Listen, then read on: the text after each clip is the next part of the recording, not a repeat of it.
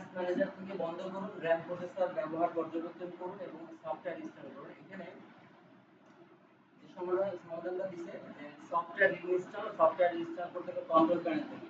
আমরা আপনারা কি হার্ডওয়্যার ক্লাসে আপনার বেসিক ক্লাসের মধ্যে কন্ট্রোল প্যানেল ব্যবহার দিছে একবার জানেন না। আমরা একটু নোট রাখেন, আমি এই স্লাইডগুলো শেষ করে আমি কন্ট্রোল প্যানেল সফটওয়্যার ইনস্টল করবেন কন্ট্রোল প্যানেল থেকে। আর র‍্যাম ঠিকমতো কাজ করছে কিনা কিভাবে বুঝবেন? এখন দেখেন র‍্যামের স্ল্যাব রিমেইন টেস্ট বলে একটা র‍্যামের ওয়েবসাইট আছে, সেখানে র‍্যামটা চেক দিলে বোঝা যায় যে আপনার এটার মধ্যে যে সফটওয়্যারটা আছে। আচ্ছা, সফটওয়্যার পোকার মধ্যে ধরুন র‍্যামের মধ্যে কিছু সফটওয়্যার দেওয়া আছে। আপনার যে সফটওয়্যার ক্লাস আপনারা বুঝছেন তো সফটওয়্যার ক্লাস বলেন তো এই সফটওয়্যারের মধ্যে এই র‍্যামের মধ্যে যে সফটওয়্যারগুলো লেখা যে আছে বোঝানো আছে ওই সফটওয়্যারগুলোর নাম কি? সফটওয়্যারের 10 প্রকার সফটওয়্যার ব্যাখ্যা করেছিলাম না আমরা। 10 প্রকার সফটওয়্যার, 10 ধরনের সফটওয়্যার। একটা হলো উইন্ডোজ অপারেটিং সিস্টেম, উইন্ডোজ, তারপরে একটা আপনার অ্যাপ্লিকেশন সফটওয়্যার, তারপরে ইউটিলিটি সফটওয়্যার, তারপরে এমবেডেড সফটওয়্যার, ইন্টারপ্রেটার সফটওয়্যার, অনেক ধরনের সফটওয়্যার আছে। আমরা এই সফটওয়্যারের মধ্যে র‍্যামের মধ্যে যে সফটওয়্যারটা দেয়া আছে ওই সফটওয়্যার এমবেডেড সফটওয়্যার। এই এমবেডেড সফটওয়্যারটা ঠিক আছে কিনা এটা চেক করার জন্য আপনি viewtest86.com এই ওয়েবসাইটে যেতে পারেন। ওকে, আপনি অন্য স্টোরে লাগিয়ে দেবেন ইরেজার দিয়ে ক্লিক করুন। আমাদের এই যে র‍্যামের যে এই যে সোনালী রঙের যে জায়গাটা আছে এটাতে যদি কোনো ধরনের জংগের মতো হয় তখন আমরা ইরেজার দিয়ে শক্ত করে ঘুষলে এটা কেটে দেবে। দ্বিতীয়ত যদি আমরা স্পিডটা নিয়ে বড় কথা বলি এখন ফিজিক্যাল এই র‍্যামটা অনুযায়ী আমরা হাতে এই র‍্যামটা ফিজিক্যালি ঠিক আছে কিনা এটা বোঝার জন্য দেখেন এখানে ছোট ছোট পয়েন্ট আছে 1 2 3 এটা বোঝা যাচ্ছে না, এটা যেকোনো একটা হবে পয়েন্ট আছে, চেক পয়েন্ট। এটা কি চেক পয়েন্ট? যদি ধরেন র‍্যামটাতে আগুন ধরে বা আপনার একটু ফায়ারে পুড়ে গেছে এই জায়গাটা যদি একটু পুড়ে যায় একটু সাইড মতো থাকে কোনো আগুন ধরে যে সাইড হবে ওই সাইড এটা যদি পুড়ে যায় একটু নাকের কাছে নিয়ে তো গ্রাম পাবেন পর্যন্ত এইখানে এই জায়গাটা চেক পয়েন্ট। তাহলে আমরা বুঝবো এটা ফিজিক্যালি বুঝবো ফিজিক্যালি এই যে এটাতে চেক পয়েন্ট এটা পুরো গেলে যে ফিজিক্যালি দিয়ে এইটা আবিষ্কার করতে আমার 2 বছর লাগে কেউ শেখায় না। অনেকের কাছে আমি বাংলাদেশ থেকে আর টিভি করার কথা যদি বলি অনেকে আমার দেখা যাচ্ছে যখন বলি যে আগে 2027 সালে তো ইউটিউবে এত ভিডিও ছিল না, তখন তো মানে কোনো টপিকই ছিল না, ইউটিউব নামে খালি সেই জায়গাতে আপনার এই জিনিসগুলো দাম দাম আমার সাথে বলছে যে আপনি ভাই র্যাম তো পরিষ্কার করে আবার ইউজ করা যায় কিভাবে উনি বলছেন যে আপনি ওয়াশিং পাউডার দিয়ে ভালো করে পরিষ্কার করেন এটা সাধারণত ওয়াশিং পাউডারের মধ্যে তো সোডিয়াম মানে লবণটা লাগলে তো এই জায়গাগুলো নষ্ট হয়ে যাবে। ঠিক আছে, সেক্ষেত্রে হয়তো এখন মাদারবোর্ড ক্লিন করে রাখা, মাদারবোর্ড ক্লিন করার পরে আমার ক্লিনার বলে একটা লিকুইড আছে ওই লিকুইডটা দিয়ে আমরা আবার ওয়াশ দিলে আবার ওই পানিটা কেটে যায়, লবণ আছে ভাবটা কেটে। তো যাই হোক এখন স্পিডের ক্ষেত্রে আসি। ডিডিআর এটা একটা গেম, এরা অবস্থানে চলে গেছে, ডিডিআর 2 অবস্থানে চলে গেছে, ডিডিআর 3 আছে, ডিডিআর 4 আছে। আমাদের এখানে যত কম্পিউটার আছে সব ডিডিআর 4। এবার স্পিড দেখেন 250 megahertz, 500 megahertz, 800 megahertz, 1000 megahertz MT per speed data transfer. তার ডাটা 5 সেকেন্ডে 500 এমবি 500 মেগাবাইট ট্রান্সফার করবে, 1000 মেগাবাইট, তারপরে আপনার 32 মেগাবাইট, তারপরে 4000 MB per second per second. এটা যদি আপনি দেখতে চান তাহলে আপনি দেখতে চান দেখার বিষয় হলো আমরা যখন পেন ড্রাইভ কম্পিউটারে দিলেন দেওয়ার পরে যখন আপনার বাসায় কোনো মুভি বা সিনেমা বা ছবি দিলেন ট্রান্সফার হয় এইভাবে ট্রান্সফার দেখায় না, এই কপি হচ্ছে এই যে ট্রান্সফার রেটটা দেখায় তখন দেখবেন পার সেকেন্ড বলে একটা লিমিট আছে, এইটা হলো ডাটা। ওকে, তাইলে আমাদের র‍্যাম রোম এবং প্রসেসরের যে জেনারেশন এগুলো বেশি হলেই আমাদের কম্পিউটারের স্পিড বাড়বে। ওকে, এটা আমি ডিটেইলসটা দিয়ে দিলাম। ব্লু স্ক্রিন এটার ব্লু স্ক্রিন দেখাবে সংক্ষেপে বলে বিএসওডি। এটা ব্লু স্ক্রিন অফ ডেথ, মৃত্যুর আগে এই যে চোখে ঝাপসা ধরে না চোখে শস্য দেখায় ব্যাপারটা হলো এটাকে কম্পিউটার থেকে নাম দিয়েছে বিএসওডি, তার মানে ব্লু স্ক্রিন অফ ডেথ, যারা মরার আগে এই ব্লু স্ক্রিনটা দেখায়। আর এটাকে আমরা বলি ফেটালিটি, মানে কম্পিউটারের ভাষায় ফেটালিটি। ফেটাল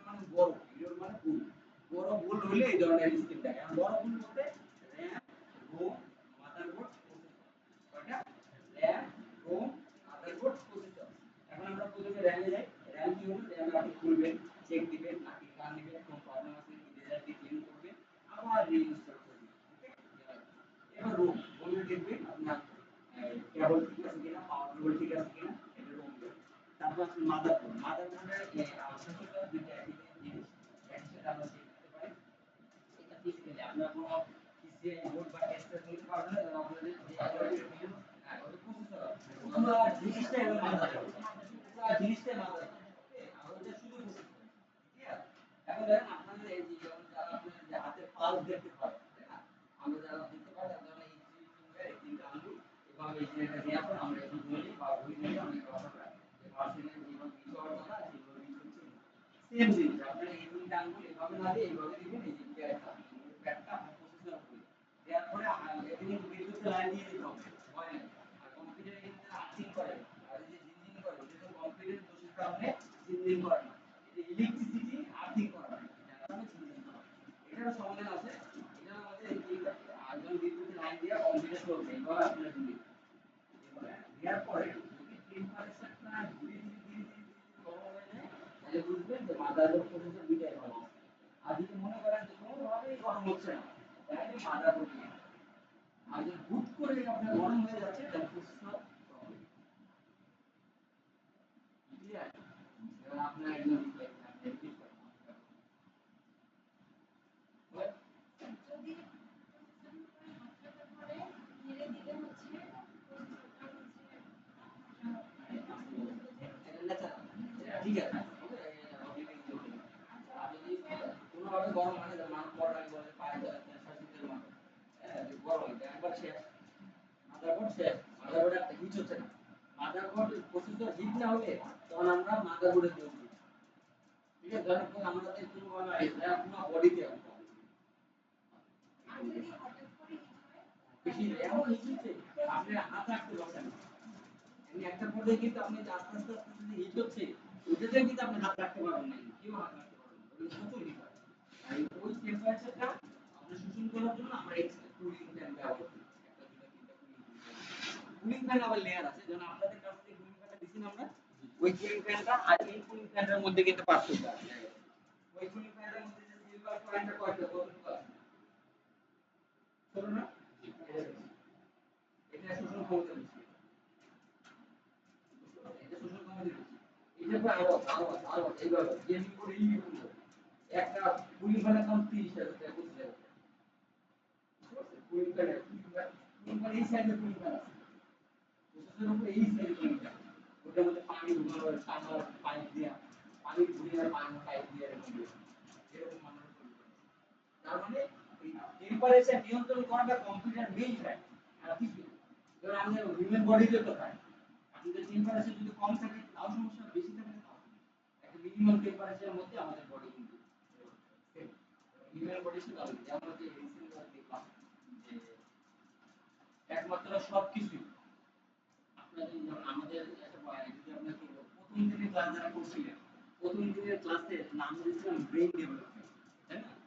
তারপরে আপনাদের সাথে বেসিক কোর্স তো আপনাদের পরের ক্লাসে, তারপরে আছে ক্যারিয়ার ডেভেলপমেন্ট, তারপর আছে মানি ডেভেলপমেন্ট, মানে তিনটা লেয়ারে তিনটা ক্লাস। এই ক্লাসগুলো যে ব্রেইন ডেভেলপমেন্টের ক্লাসে পরে আমি চিন্তা করে দেখছি ধরেন এভরিথিং রিপ্লেস হয়ে যাচ্ছে। ধরেন আপনি গ্রাফিক্সে কাজ, আপনার এআই করছে, কোডিং এর কাজ, এআই সব কাজ রিপ্লেস হয়ে যাচ্ছে। একটা জিনিস পৃথিবীতে রিপ্লেস হবে না, সারা জীবন থাকবে। ধরেন রোবট চলে আসছে যুদ্ধ করার জন্য, দেখেন যে পরিমাণ ইরান শুরু না, যে পৃথিবীর সবাই রোবোটিক এবং আপনার যে ড্রোনের উপরে যেভাবে যুদ্ধ, মানুষ আর যুদ্ধে পাবে না, মানুষ আর কেউ যুদ্ধে যাবে না, এখন সবাই ওই টেকনোলজিক্যাল ফাইট চলবে। এই জায়গা থেকে সব রিপ্লেস হয়ে যাচ্ছে। তার মানে এই জায়গাতে একটা জিনিস করবে, ওই ড্রোনগুলো কে চালাবে, এখন কথা বুঝেছে, বুঝতে পারছেন? যার কারণে আমাদের এই যে ডিভাইসগুলো ভালোগুলো বললাম যে এগুলো পরিচালনা করতে চান 10টা ডিভাইস আপনি কিনবেন, এগুলো চালাতে একজন লোক লাগবে, জানবেন এই একটা ডিভাইসকে আপনি ডিভাইস চালাতে পারবেন।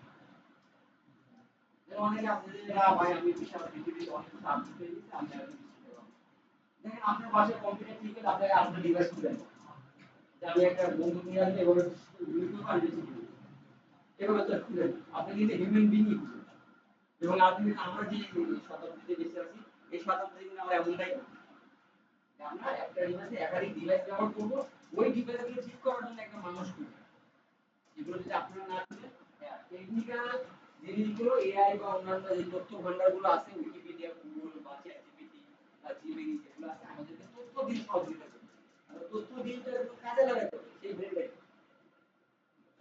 আমাদের বাংলাদেশের ক্ষেত্রে খুবই ভয়ঙ্কর একটা ব্যাপার আপনারা জানেন কয়েক লক্ষ লক্ষ না কোটি কোটি টাকা বেতন দিয়ে রাখা হয়েছে যদি ওদের বললাম যে আপনার ব্রেনটাকে কেমনে আপনার টিকটক বা ইউটিউবে ধরে রাখা যায় এভাবে প্ল্যান করা হয়েছে ওভাবে ধরে রাখতে পারলে তারা টাকা পাবে আপনি কিন্তু ভ্যানিশ যেমন যে আপনারা একটা পর্যায়ে থেকে আমি আমার বিষয় বুঝি এরকম টানা কেউ যদি 2 বছর ফেসবুকে থাকে 3 বছর কি বিরক্ত আছেন বিরক্ত টানা যদি ইউটিউব দেখে একদম বিরক্ত কিছু হয় না। একবার একই জিনিস একই জিনিস আপনার কি দরকার অনেকে দেখছি যে আপনি যে এখানে 40-45 বছর কিছু মানুষ আসে আমি বললাম তার বিরক্তি দেখে আমি বুঝে ফেলেছি উঠেছি আমাদের কিন্তু আবার একটা ব্যারিয়ার দিই অ্যাডভোকেট যারা থাকে তারা সাধারণত একটু অবিশ্বাস করে মানুষ হ্যাঁ সেই ক্ষেত্রে আমরা একটা ব্যারিয়ার দিয়ে বলতে চাই আপনার ভয় পাওয়ার কিছু নাই আপনি যা মনে হয় যে আপনার বিশ্বাসের মধ্যে আমি বিশ্বাস করার জন্য অনেক কথা বলবো আপনি যদি মনে হয় 500 টাকা যদি মনে হয় 1000 টাকা দিয়ে আপনি করেন ওরা ভালো লাগলে দিয়ে না দিয়ে আপনি ওই 5 দিন 100 দিন করে দেন আমি আপনার ভর্তি করানোর জন্য আমি কোনো কথা বলতে রাজি বুঝলে কি আমি বলছি না আপনি যে প্রফেশনাল ছিলেন ও আমারে কেন আপনি আপনার বাসায় বাবা মারে বিশ্বাস করেন ওদের মনের মধ্যে যে আমি পজিটিভিটি দিই কারণ ডাক্তাররা চাই কি পৃথিবীর সব মানুষ রোগী হয়ে যায় আর অ্যাডভোকেট চাই বলি কি যে আমার মামলা কেমনে বানানো যায় এই জিনিস কি ভালো জিনিস বলে যার কারণে আমি এর মধ্যে ভর্তি হয়ে উপরে করি মামলা খাই কম ঠিক আছে তাও এই এটা শিখে নেওয়া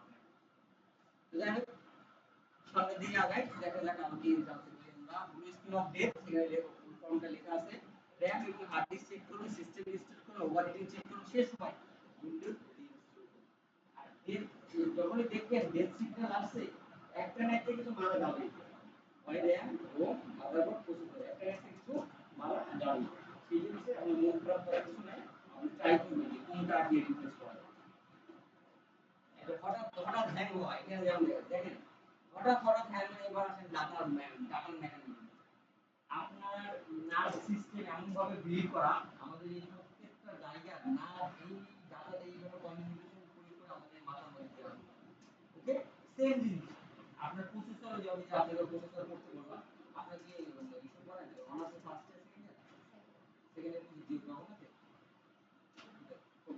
ধরেন আমরা যারা বিসিএস পরীক্ষা দিবেন দেখবেন পরীক্ষার মধ্যে কোশ্চেন আসে ওই ডেট থেকে র‍্যামের ফুল ফর্ম কি রোমের ফুল ফর্ম এগুলো আসবে না আপনার ওই প্রসেসরের মধ্যে মেমরি কতটুকু সেটা ওই প্রসেসরের মধ্যে কোর স্পিড কতটুকু ওই মেমরি কার্ডের মধ্যে যে ক্যাশ মেমরি কতটুকু তাহলে ওই প্রসেসরের মধ্যে একটা মেমরি আছে ক্যাশ মেমরি আছে এই মেমরিতে ধারণ ক্ষমতা আপনার ব্রেইনে যেমন ওনাকে যদি ওই ক্লাস 5 এর বাচ্চাটা আছে যদি আপনার বাচ্চা অনেক অ্যাডভান্স ধরেন আপনি কি করেন অনার্সে আছেন তাহলে উনি অনার্সে পড়ে ওনাকে যদি আমি একটা বিশ্লেষণমূলক বই দিই উনি কিন্তু পড়তে পারবেন পড়তে একবার না পড়লেও কিছুতে হলে পারবে ওনারা যদি দিই পারবে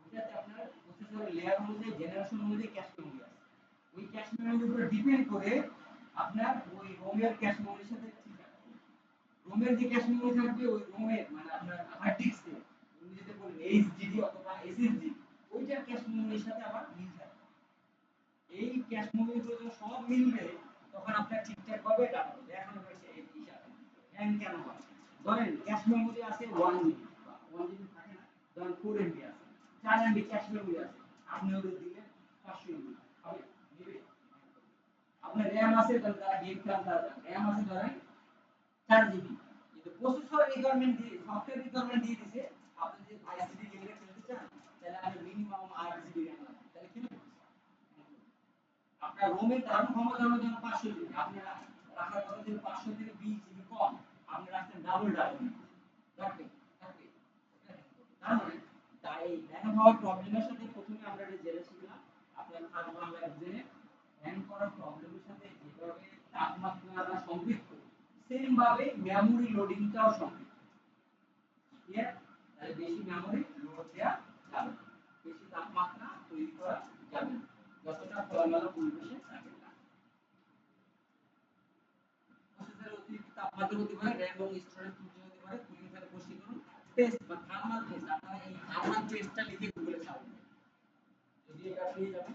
আর যদি মন খারাপ করবেন তাহলে সেদিন যদি স্ক্যান করে দিবেন আর জীবন আর দেখবেন না, ভিডিও পেয়ে যাবেন। থার্মাল টেস্ট দিয়ে সার্চ দিবেন, থার্মাল টেস্টের দাম 20 টাকা থেকে 50 টাকা। ওটা এক সিজন দিলে আপনি এক কিনে যাবে, সেটা রেখে দিলে নষ্ট নষ্ট হয়ে যায়। আপনি একটা কম্পিউটার আগে থেকে পাওয়া যায় ছোট ছোট প্যাকেট 5 টাকা, এখন প্যাকেট পাওয়া যায় সিরিজের মধ্যে পাওয়া যায়। ওটা আপনি 6 মাসে একবার ধরেন আপনার এখন কি আপনার এখন তো আপনার এই সামার যাচ্ছে, ঠিক আছে? এখন আপনার নভেম্বরে গিয়ে প্রসেসর খুলে কম্পিউটার খুলে পরিষ্কার করে থার্মাল টেস্টটা চেঞ্জ করে দিবেন, আবার 6 মাস চলবে। লাস্টের দিকে চলে আসছে আমরা শিক্ষার্থীদের জন্য পরামর্শ, নিয়মিত হার্ডওয়্যার ক্লিনিং করুন। আর আরেকটা বিষয় বলছি, ক্লিনিং এই ব্যাপারটা এই পার্টটা হলো তিনটা জিনিস। আমাদের যারা হার্ডওয়্যারের যারা অ্যাডভান্স কোর্সে আসে, তারা 1 বছর 6 মাস কোর্সে যারা আসে, আপনার শুধু শিখতে হলো হার্ডওয়্যার সফটওয়্যার ট্রাবল শুটিং, তাই না? এই ট্রাবল শুটিং মানে একটা পার্ট, মেইনটেনেন্স একটা পার্ট, অ্যাসেম্বলিং একটা পার্ট। আপনাদের মতো করে আমি এই ডিজাইন করছি হার্ডওয়্যার ট্রাবল শুটিং এই সফটওয়্যার, এটা তিনটা দিচ্ছি। কিন্তু হার্ডওয়্যারের পার্ট হলো মোট তিনটা, একটা হলো মেইনটেনেন্স, একটা হলো অ্যাসেম্বলি। যেমন আপনারা যেটা শিখলেন আজকে যে কোনটা খুলে খুলে লাগানো, এটা যদি আপনি ক্যাসিংয়ের মধ্যে লাগাইতে না বললে স্ক্রু দিয়ে, এটা হলো অ্যাসেম্বলি। এটা অ্যাসেম্বলি হয়ে গেল, এটা আপনারা মোটামুটি লাগাই দিবেন কনফার্ম। এটা তো সিপিইউর মধ্যে দেন না, ঠিক আছে? সিপিইউর মধ্যে যদি লাগাই দিতেন তাহলে এটা অ্যাসেম্বলি। তারপর হচ্ছে আমরা আজকে যেটা শিখছি ট্রাবল শুটিং। আরেকটা যেটা মেইনটেনেন্স, এই পার্টটা হলো মেইনটেনেন্স। মেইনটেনেন্স অনেক ধরনের মেইনটেনেন্স আছে। আপনি 100টা ল্যাব কিভাবে মেইনটেইন করবেন, 100টা পিসি কিভাবে মেইনটেইন করবেন, কিভাবে নোট করবেন, কিভাবে ডায়েরি করবেন, যে আপনার র‍্যাম কতটুকু, রোম কতটুকু, এই চেঞ্জ হয়ে গেলে সেগুলো কিভাবে নাম দিবেন, নানান ধরনের ল্যাবের বিষয়গুলো ইনক্লুডেড করে ওই কোর্সটা সাজানো। এটা হলো আপনার অ্যাডভান্স কোর্স, কারিগরি বোর্ডের অধীনে পরীক্ষা দেওয়া যায়, এনএসজিএতে পরীক্ষা দেওয়া যায়। তারপরে যদি আপনারা যারা আপনার ল্যাব অ্যাসিস্ট্যান্ট টেকনিক্যাল কিছু জিনিসটা আপনারা মাথায় রাখবেন, যারা অনার্স ফার্স্ট সেকেন্ড ক্লাস আছে না, এই টেকনিক্যাল জিনিসগুলো শিখে একটা সার্টিফিকেট গেইন করে রাখবেন। অনার্স শেষ হওয়ার পরে বিভিন্ন ইউনিভার্সিটিতে ল্যাব অ্যাসিস্ট্যান্ট নেন, বিভিন্ন গভর্নমেন্টের বিভিন্ন জায়গায় ওই ল্যাব অ্যাসিস্ট্যান্ট পদের জন্য ফাইট করে, এজন্য কম্পিটিটর হয়। তো এই যে সফটওয়্যার এখন ডাটা ব্যাকআপ রাখতে ভুলবেন না। দেখেন পৃথিবীতে আপনার যখন প্রয়োজন হবে ডাটা, তখন আপনি অফিসিয়াল ডাটা হলে আরো খারাপ, প্রাইভেট মানে আপনার যদি অফিসিয়াল বা সচিবালয় বা প্রাইভেট ডাটা হারাই যেতে আরো খারাপ। এই জন্য আপনাদের মন থেকে একটা প্র্যাকটিস রাখতে হবে ডাটা কিভাবে সেভ করে রাখতে হবে।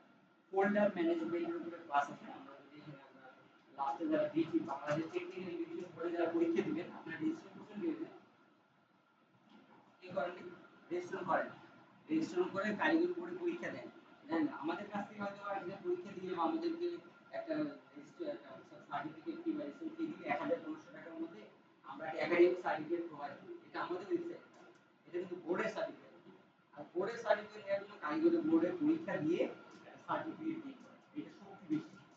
কেন দেখেন আপনারা যখন এখানে যারা আছেন ঢাকার মধ্যে, আপনার মানে ন্যূনতম অন্য কোনো ভালো জায়গায় তো যাবো একবারে, অনেক অনেকে বিদেশেও যাবে, ভালো ভালো জায়গায় জব করবে, সেখানে একটা কাগজের দুর্বলতা রাখবে।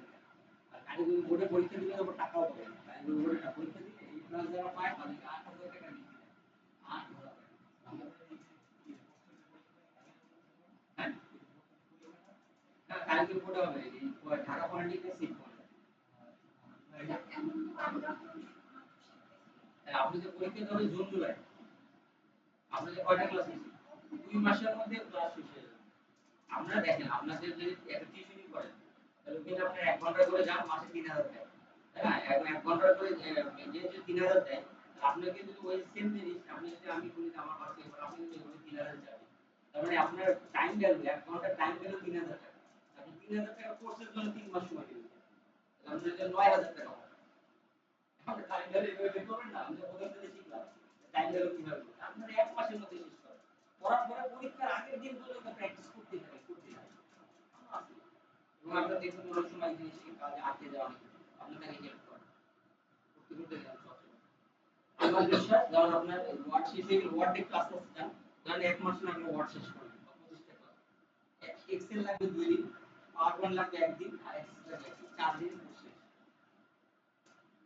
এরপর একটা প্ল্যান রাখছি আমরা যে আমরা কম্পিউটার বেসিক কোর্স কিভাবে শুরু করে পার করতে এরপর কালকে যখন পরীক্ষা দিবেন সার্টিফিকেট আস্তে আস্তে সেই ডিসেম্বর আপনি যদি পরের বার পরীক্ষা দেন তার পরের বছর কি সার্টিফিকেট আর এই কম্পিউটার নিয়ে এই কম্পিউটারের কোর্স 3000 টাকার কোর্স আপনি তো করলে আমাকে 3500 টাকা দেওয়া হবে তো আপনি 3500 টাকা দিয়ে কোর্স করে আপনি যদি 3 মাস এর পিছনে সময় ব্যয় করেন এটা তো লস আপনি করবেন বরং এটা বাদ দিয়ে আপনি টাইম ক্যারিয়ারের প্রয়োজনে ভালো কিছু আবার সংযুক্ত করে নতুন কিছু শিখতে পারেন বুঝতে পারছেন আপনারা যারা করতে চান সিটা শিখে যায় না 6 মাসের মনে হয় ক্লাস আমাদের আবার পুরো ফিল আপ হয়ে যায় কারণ প্রতি মাসে যদি 10 জন 15 জন হয় 50টা শিখতে ফিল আপ হয়ে যায় আপনারা 6 মাসেটা ট্রাই করুন 6 মাসেটা ভ্যালু যারা কানাডায় ইউএসএ বা ইউরোপে যেতে চান তারা 6 মাসে কোর্সটা ওখানে গ্রহণযোগ্যতা পায় 3 মাসের কোর্সটা পৃথিবী বাংলাদেশি খালি আছে বাংলাদেশে তো শিখতেই চায় না 3 মাসে টাকা দিয়ে শিখাই না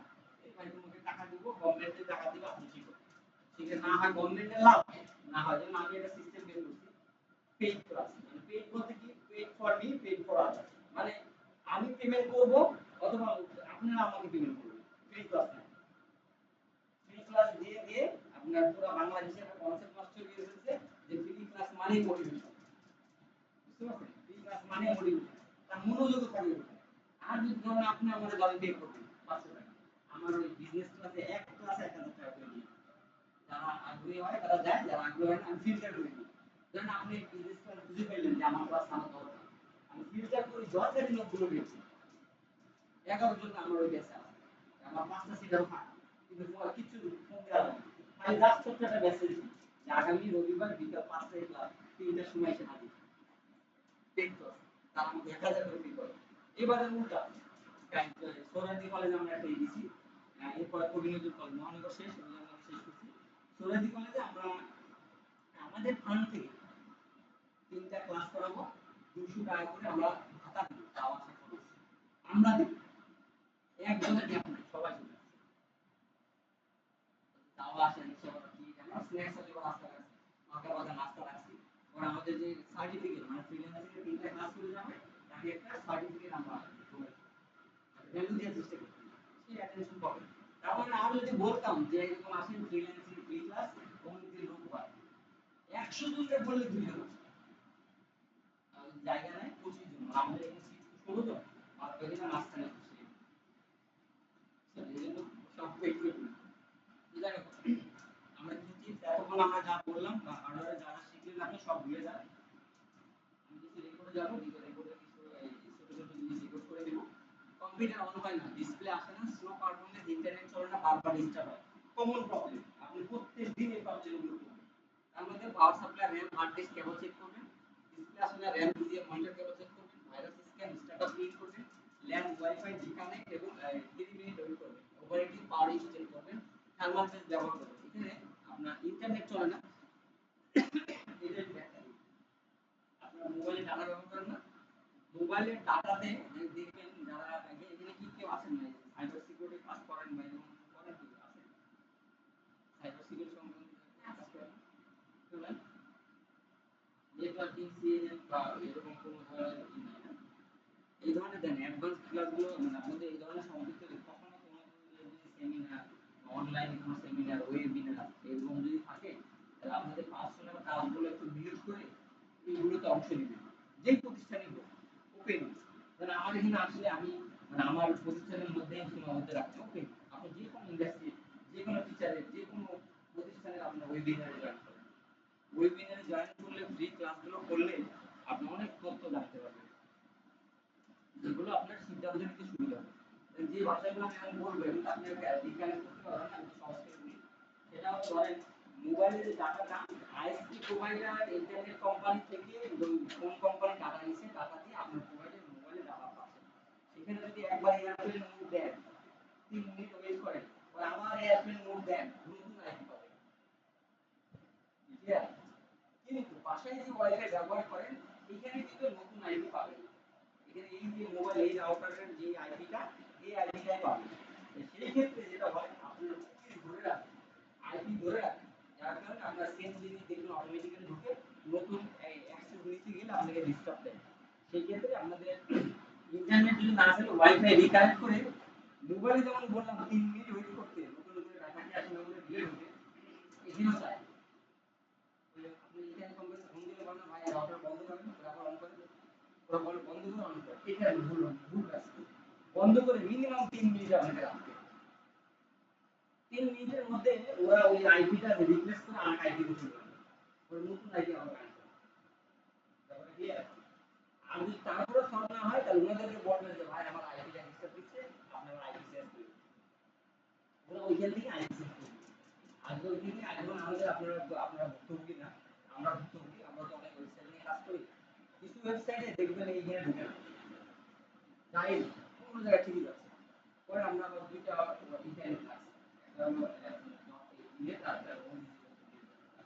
একটা না হলে আরেকটা না হলে এইভাবে রিকোয়েস্ট করে। এখন বারবার তো ফোন নেয় না, প্রতি সপ্তাহে দুইটা তিনটা ওয়েবসাইট আমরা ব্লক করে দিই, তখন আমরা আলাদা এই যে কথাগুলো, এই যে প্রবলেমগুলো, এই যে বিষয়গুলো, এগুলো যত আপনি সম্পৃক্ত হবেন আপনার কর্মজীবন তত সহজ হবে। তার মানে আপনার কর্মজীবনে গিয়ে এমনটা রিসেন্টলি আপনি গোরস্থানে লাশ দাফন করার জন্য আগে অনলাইনে প্রি বুকিং দেওয়া হয়। Everything is online. কোথায় যাবেন? মারা যাবেন, ওইটাও অনলাইনে আপনার বুক করা হয়। এবং আমি দেখছি আমার যখন স্যার মারা গেছে, আমার সাথে খুব ভালো সম্পর্ক ছিল, তো আমি ওনাদের দাফনে গেছি। দাফনে কি ওই আপনি আলিম গোরস্থানের ওই পাশে ওনাদের একটা ছোট্ট একটা পারিবারিক না, ওটা মনে হয় আলিম গোরস্থানের একটা অংশ। দাফন করতে গিয়ে দেখি ওনার মায়ের কবরে, মানে জুবানটা ওনার মায়ের কবর ওনাদের কবরস্থ দেওয়া হচ্ছে। তো পরবর্তীতে ওনার মা তো মারা গেছে প্রায় 20-25 বছর আগে, এই কবরটা ওনাদের কেনা, পারিবারিক ভাবে ওনার কবর কিনে না, ওনাদের পরিবারে যদি 15 বছর 10 বছর ডিসটেন্স থাকে ওই কবরে ওনার কবরস্থ করে। ঠিক আছে? এই বিষয়গুলো যেটা আছে যে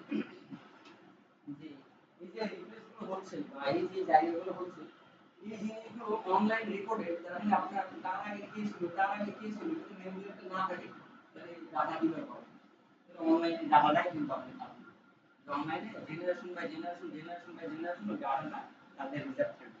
এইভাবে দেখেন আপনার ডাটা নিয়ে যদি data is a new gold. তো ওয়াইফাই আমরা ইন্টারনেট বারবার রিস্টার্ট মোটামুটি শিখলাম।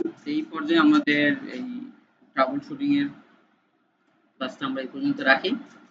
আমরা একটু টেকনিক্যাল কাজ শিখি।